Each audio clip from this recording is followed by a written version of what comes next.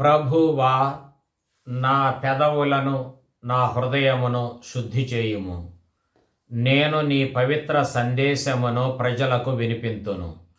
పితకు పుత్రునకు పవిత్రాత్మకు స్తుతులు, ఆదిలో వలె ఇప్పుడును ఎల్లప్పుడును కలుగునుగాక. ఆగమన కాలపు 3వ ఆదివారము.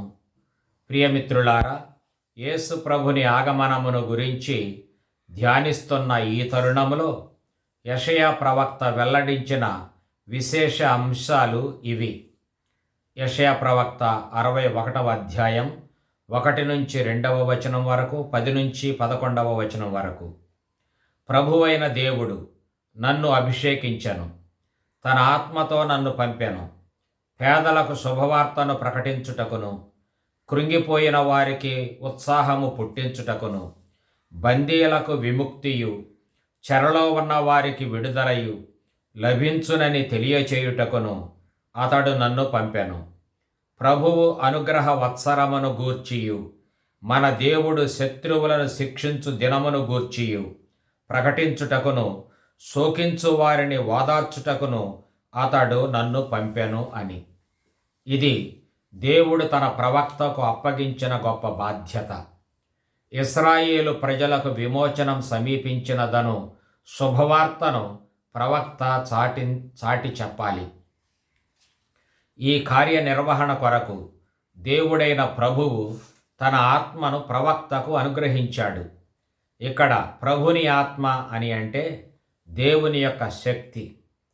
ఈ దైవ శక్తి ప్రవక్తను ఆవరించి ఉంటుంది. ఆ దివ్యాత్మ శక్తి ప్రవక్తకు దిక్సూచిగా ఉంటుంది. ఈ ఆత్మయే ప్రవక్తకు ఆధ్యాత్మిక బలమును, ప్రేరణను దయచేస్తూ ఉంటుంది. ఈ అంశమును యెషయా ప్రవక్త 42వ అధ్యాయములో కూడా ఇట్లు వెల్లడించాడు. ఇదిగో నా సేవకుడు, నేను ఇతనిని బలాఢ్యుని చేసి తిని, ఇతనిని ఎన్నుకొంటిని, ఇతనిని నా ఆత్మతో నింపితిని, ఇతడు జాతులకు న్యాయము కొనివచ్చును అని. 42:1. ఈ రీతిగా దేవుడు తన ప్రవక్తను లేక అతని సేవకుని తన ఆత్మతో నింపాడు. అందువలన అతడు దేవుని పేరిట ప్రజలకు శుభవార్తను వినిపిస్తాడు. దేవుడు తెలియజేయుమనిన రక్షణాత్మక సందేశమును చిత్తశుద్ధితోనూ, దైవ భీతితోనూ, అంకిత భావముతోనూ ప్రకటిస్తాడు. ఇశ్రాయేలు ప్రజలతో శాశ్వత నిబంధనం ఏర్పరచుకొనిన దేవుని అధికారముతో ప్రవక్త ప్రసంగిస్తాడు, ప్రజలను ఉత్తేజపరుస్తాడు. దేవుని నమ్మదగిన తనమును గూర్చి పదే పదే ప్రజలకు ప్రబోధిస్తాడు.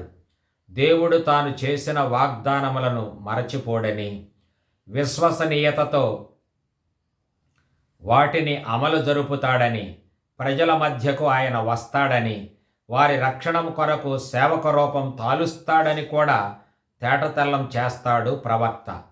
ఈ భావాలన్నిటినీ క్రోడీకరించి చెబుతూ ప్రభువైన దేవుడు ప్రవక్తను అభిషేకించను అని చెప్పబడినది.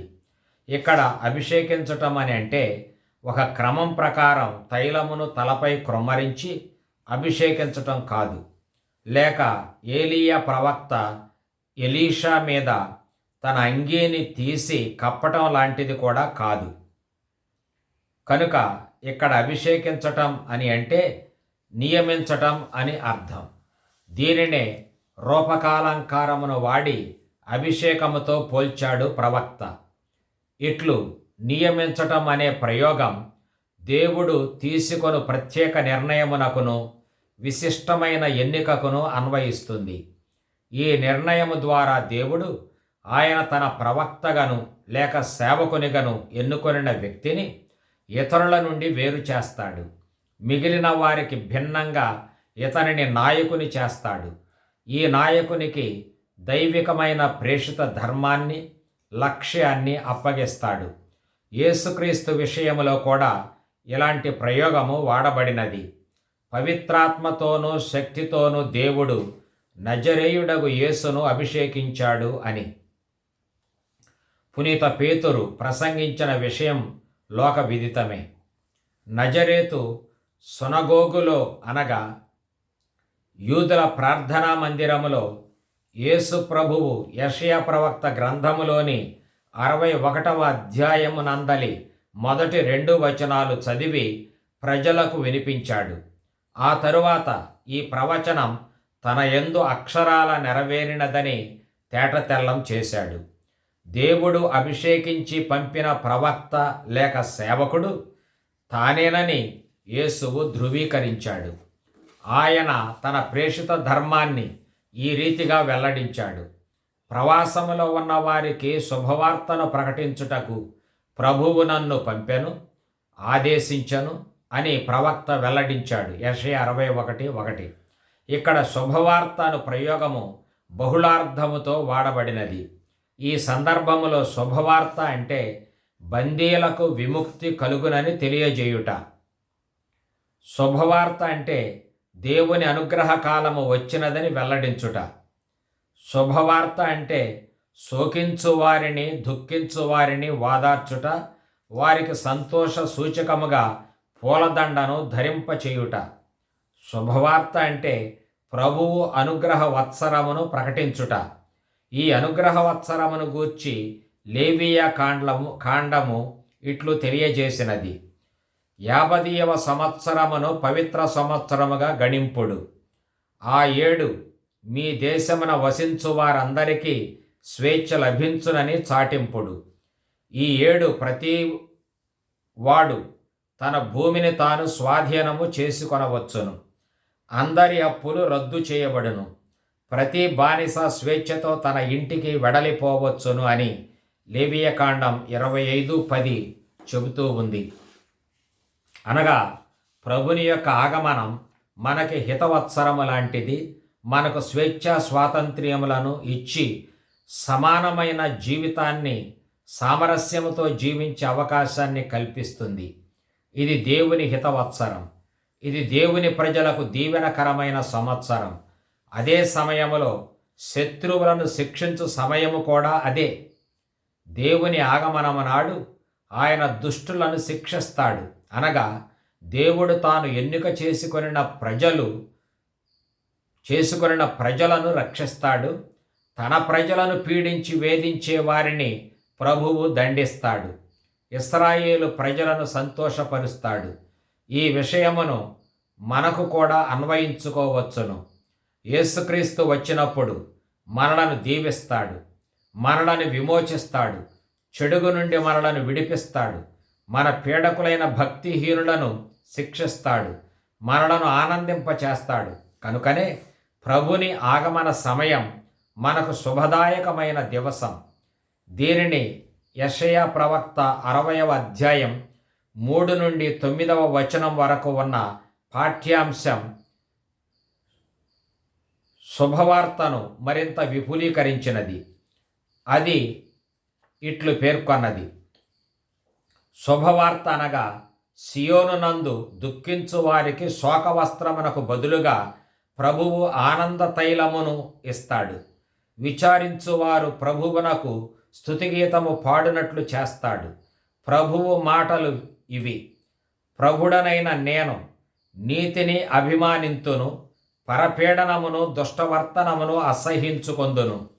నేను నమ్మదగిన తనముతో నా ప్రజలను బహూకరింతును, వారితో శాశ్వతముగా నిబంధనము చేసుకొందును. నా ప్రజల అవమానమును నేను తొలగింతును, వారు నిందకును అపహాసమునకును గురికాకుండానట్లు చేతును. తద్వారా వారు శాశ్వతానందమును అనుభవింతురు. వారిని చూచిన వారెల్లరూ అన్యదేశీయులందరూ నేను నా ప్రజలను దీవించి తిని అని గుర్తింతురు అని.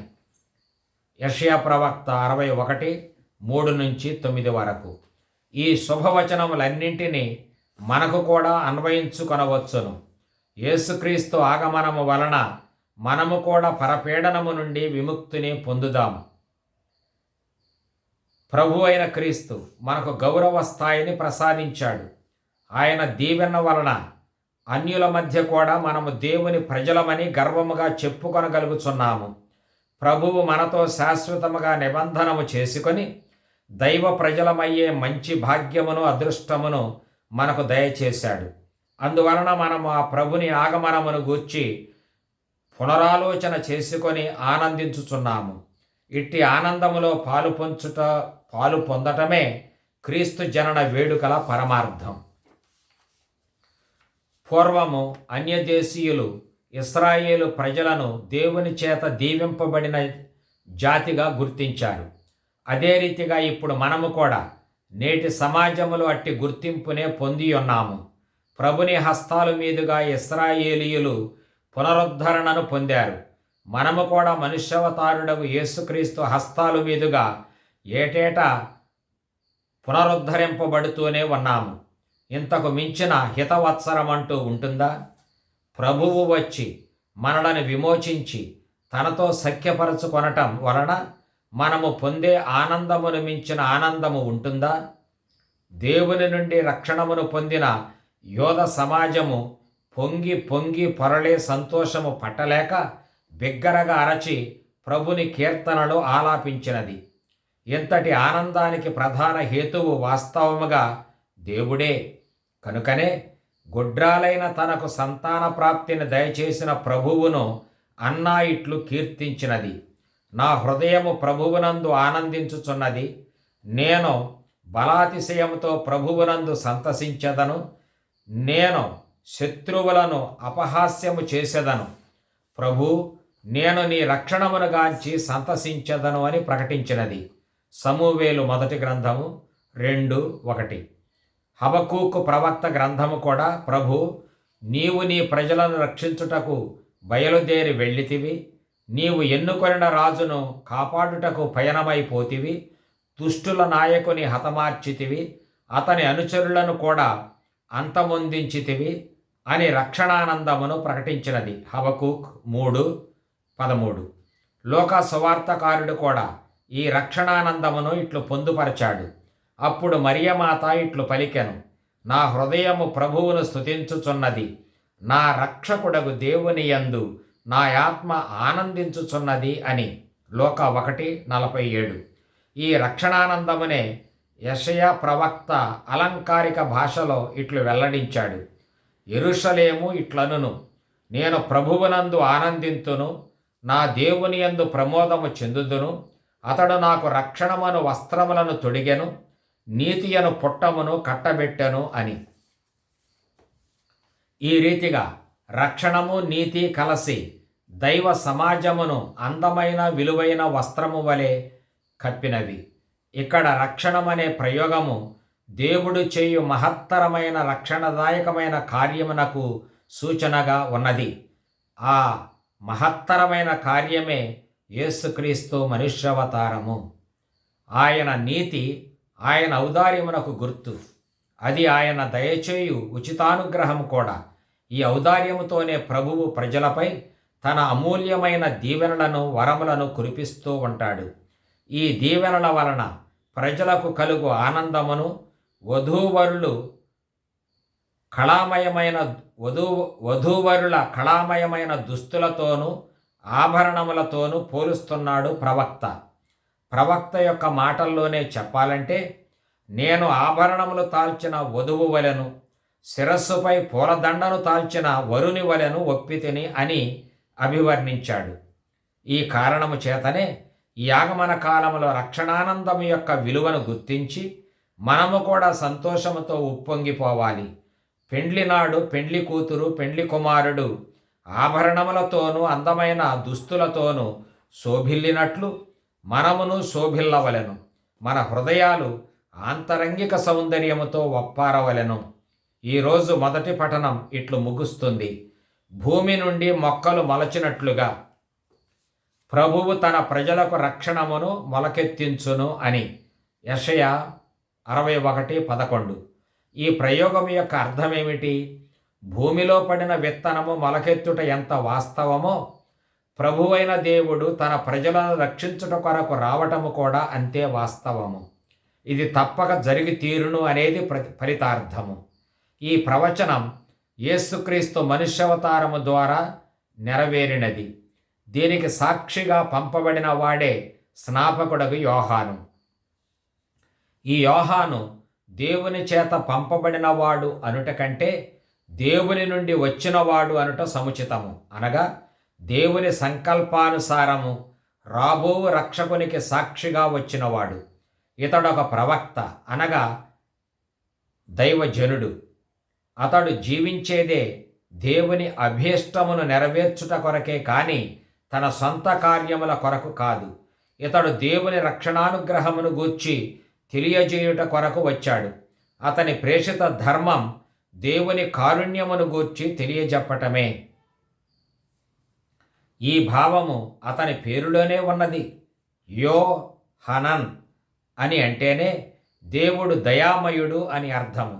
ఈ దయ, ప్రేమ వలననే దేవుడు స్నాపకుడగు యోహానును ప్రపంచమునకు తన దూతగా నియమించి పంపించాడు. దేవుడు అంటే పట్టించుకోని ప్రపంచములో దేవుని గూర్చి పట్టించుకోని ప్రపంచములోనికి స్నాపకుడగు యోహానును పంపాడు.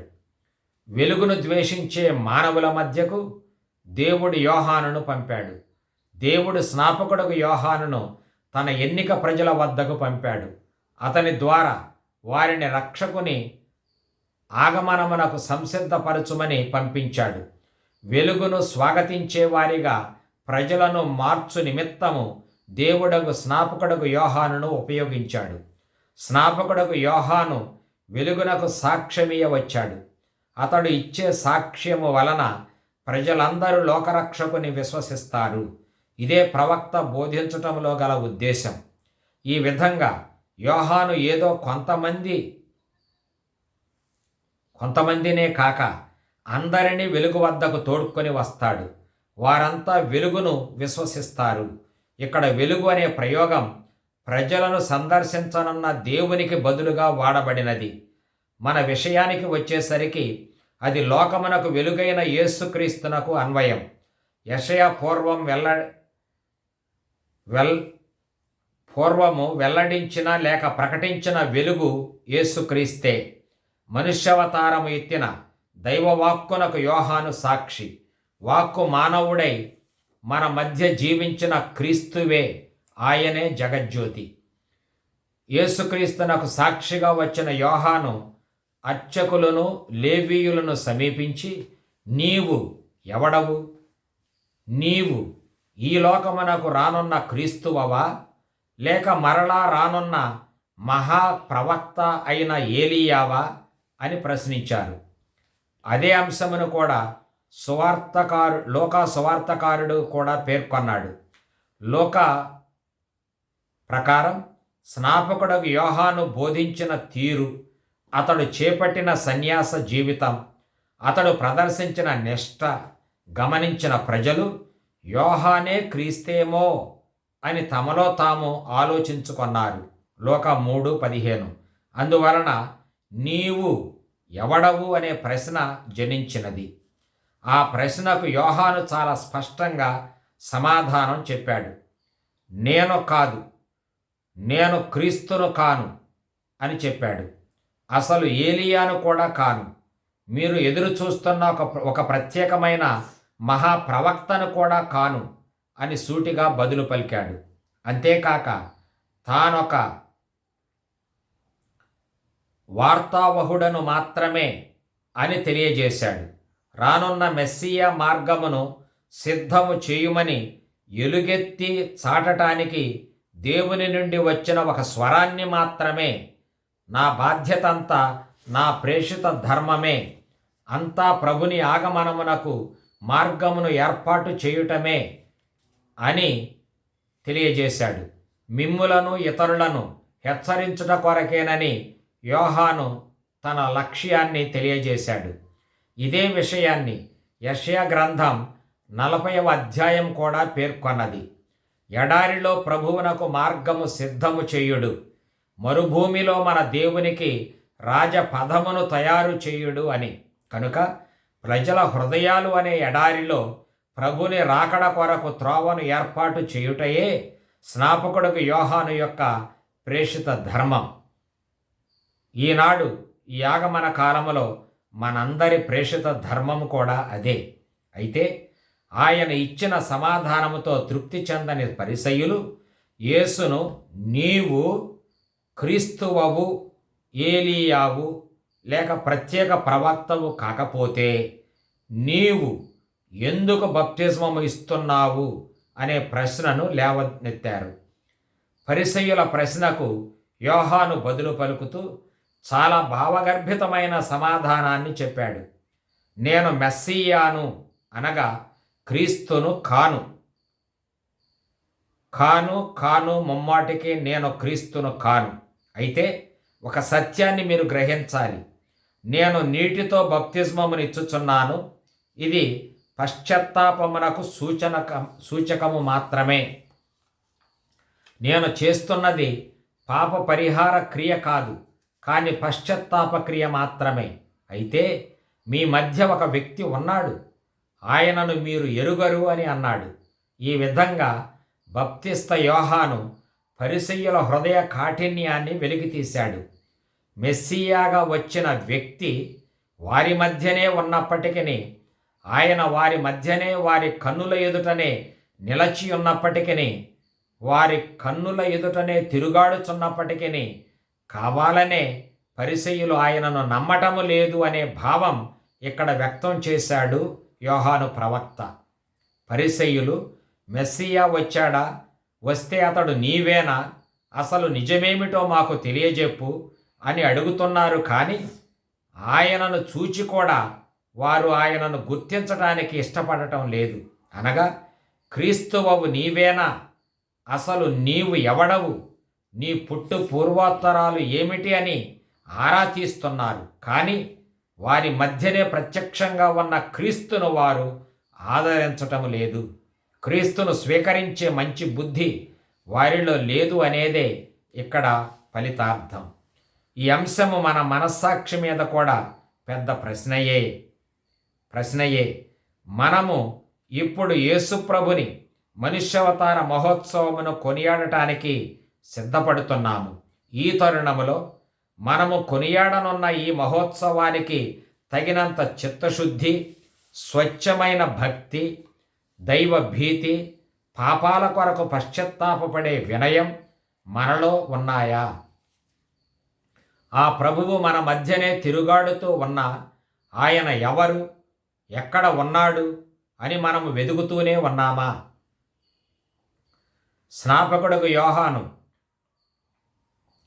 క్రీస్తును చూడగానే గుర్తించాడు. ఆయనే లోకరక్షణ కొరకు బలికానున్న దేవుని గొర్రెపిల్ల అని కూడా ప్రకటించాడు. అందువలననే ఆయన వచ్చుటను చూచి ప్రపంచ ప్రజలకు క్రీస్తు ప్రభువును గూర్చి ఇట్లు సాక్ష్యమిచ్చాడు. ఇదిగో లోకము యొక్క పాపములను పరిహరించు దేవుని గొర్రెపిల్ల అని చాటించాడు. యోహాను 1:29. మనం మరి యేసుక్రీస్తును గురించి ఇంత సాహసంగా ఈ లోకానికి వెల్లడించగలుగుతున్నామా? సమస్త ప్రజలందరి కొరకు బలి అయిన దేవుని గొర్రెపిల్ల క్రీస్తే కనుక ఆయన రక్తంలో ప్రతి ఒక్కరూ శుద్ధిని పొంది ఆయనకు చెంది ఉండాలనే అంశాన్ని తెలియజేస్తున్నామా? ఆయనను గూర్చి తెలియజేయుట కొరకే నేను నీటితో బప్తిస్మము ఇస్తున్నాను, ఆయనయే పవిత్రాత్మతో జ్ఞానస్నానము ఇచ్చువాడు అని నన్ను పంపిన ప్రభువు నాకు తెలియజేశాడు అని అంటూ యోహాను సాక్ష్యం చెప్పాడు. ఆయన నాకంటెను ఎంతో ఘనుడు. పావుల రూపములో దేవుని ఆత్మ ఆయన మీదికి దిగిరావటం చూచే అదృష్టం నాకు దక్కినది అని కూడా యోహాను వెల్లడించాడు. అంతేకాదు, నేను ఆయన పాదరక్షల వారిని విప్పటానికి కూడా అర్హుడను కాను అని యోహాను చాలా వినయముతో మాట్లాడాడు. అయితే ఈ ఆగమన కాలంలో మనము కూడా స్నాపకుడుకు యోహాను వలె వినయాత్ములమై ప్రభుని రాకడ కొరకు సిద్ధపడుతున్నామా? లేక పరిసయ్యుల వలె వాస్తవాన్ని చూస్తూ కూడా గ్రహించలేక దిక్కులు చూస్తూ ఎదురు చూస్తున్నామా? స్నాపకుడుకు యోహాను తనను గూర్చి ప్రజాభిప్రాయమును విని పొంగిపోలేదు. కానీ తన స్థాయిని మించి తాను గౌరవాన్ని గాని ప్రశంసలను గాని కోరుకొనలేదు. ప్రభుని మార్గములో ప్రజలను నడపటానికి మాత్రమే తాను వచ్చానని ఆయన తెలియజేశాడు. ఆ లక్ష్యం కొరకే ఆయన సర్వదా శ్రమించాడు. అందువలననే స్నాపకుడుకు యోహాను దృష్టినంతటిని ప్రభువు ఆగమనము పైననే నిలుపుకొన్నాడు. ప్రజల హృదయాలను ప్రభుని కొరకు యోగ్యమైన విధముగా సిద్ధపరచటమే తన ఏకైక లక్ష్యముగా పెట్టుకొని ఏకాగ్రతతోనూ నిష్ఠతోనూ ప్రభుని సేవలో ధన్యతను పొందాడు. అందువలన ఆయన జీవిత విధానమంతా ప్రజలకు మహా ఆదర్శంగా నిలచినది. పశ్చాత్తాపం, హృదయ పరివర్తనం కలిగి తన కంటెను ఎంతో ఘనుడైన క్రీస్తును వారంతా అనుసరించాలని ప్రబోధించాడు ప్రవక్త. కావున క్రీస్తు ప్రభువే మన నాయకుడు. మన జీవితాలకు ఏకైక మార్గం ఆయనే. ఆయనే ఈ లోకమును అలుముకొన్న చీకటిని తొలగించగల జగజ్యోతి. ఆ స్థాయి నీది కాదు, నాది కాదు, స్నాపకుడు యోహానుది కూడా కాదు. అది ప్రభువుకు మాత్రమే చెందినది. కనుక ఆ ఏకైక వెలుగు కొరకు మన జీవితాలను సిద్ధము చేసుకొని తయారవుదాం. ఈనాటి మాట ఇది. మనస్సాక్షి కలిగి జీవించుము, లోక రక్షకునికి సాక్షిగా నిలువుము.